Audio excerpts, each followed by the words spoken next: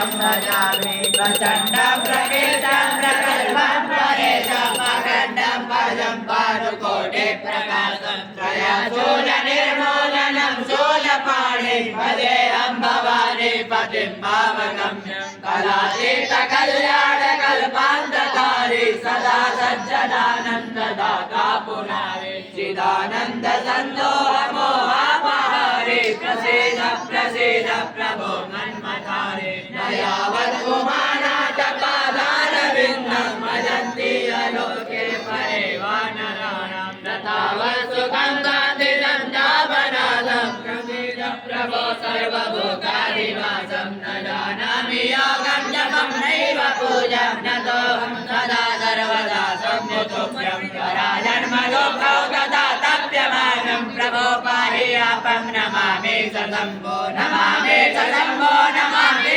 सशम्भो प्रभो पाहि आपं नमामि सशम्भो रुद्राक्षमिदं प्रोक्तं विप्रेण ऋतोदये ये पठन्ति नरा भक्त्या तेषां शम्भो प्रसीदति